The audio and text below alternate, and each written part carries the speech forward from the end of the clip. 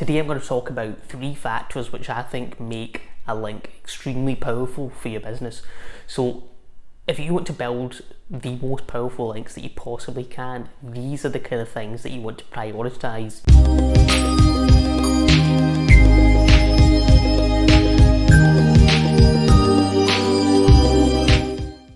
First one is relevance. Now this is one that goes without saying, but relevance is an extremely important factor.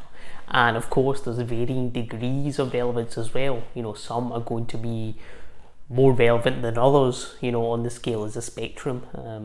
Now, for example, if you've got a niche store which sells CrossFit trainers, then a great one obviously would be getting links from blogs which specifically discuss CrossFit. But then, as you know, if you go too niche, there's a limited pool of sites that you can go to, and of those, not all of them are going to want to link to you, but we could then niche up to just general fitness blogs or healthy lifestyle, wellness, natural health, that kind of thing. Even something kind of non-related like fashion could be related. So if you could take the angle of something like looking fashionable while keeping fit, something like that, you can make it relevant. But obviously there's a limit on what you can do. You can't find any sensible way of making CrossFit related to CrossFit trainers related to gardening, for instance. But with all those kind of degrees of relevance, it's going to affect how powerful the link is. The more relevant it is, if it's mentioned in a contextual way, the more effect it could have.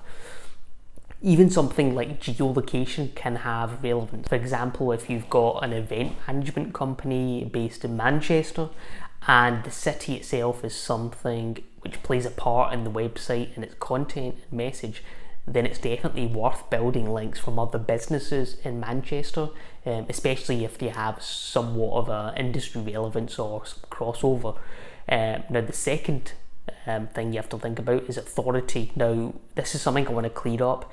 There are a colossal amount of tools which claim to measure authority, whether it's Moz, Ahrefs or something else. They use all kinds of acronyms, like whether it's DA, PA, whatever. Essentially they're measuring, does the website you're getting the link from have its own solid link profile?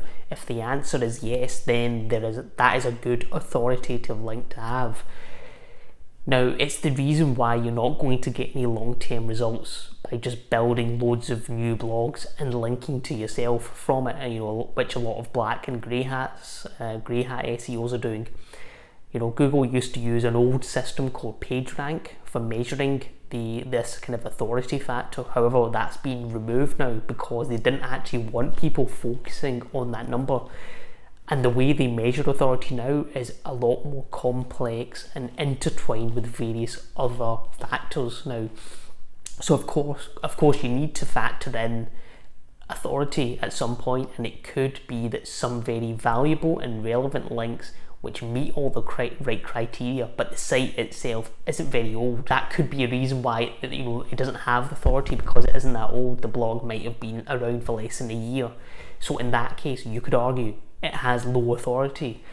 But in that scenario, it wouldn't harm to have a link. If it's a truly valuable site, if it has good content, good structure, in the near future, it could then start to become a very authoritative site. And that's another reason why I don't want to be using tools like Moz, or Ahrefs to swipe off lists of sites. Kind of new sites, which are really great, but they don't meet a certain metric. They're not above 40 DA or whatever it is. Just get removed from your list. We want to avoid doing that. Now, third is traffic and engagement. Now, that's not an easy one to determine before we have the actual link, because obviously we don't have access to the entire world's analytics accounts. But is there traffic going to that site, and are we going to get some actual direct traffic? If that seems likely, then you definitely want to get a link from there. Now, a good way to determine this is actually from the first 2 factors, which is relevance and authority.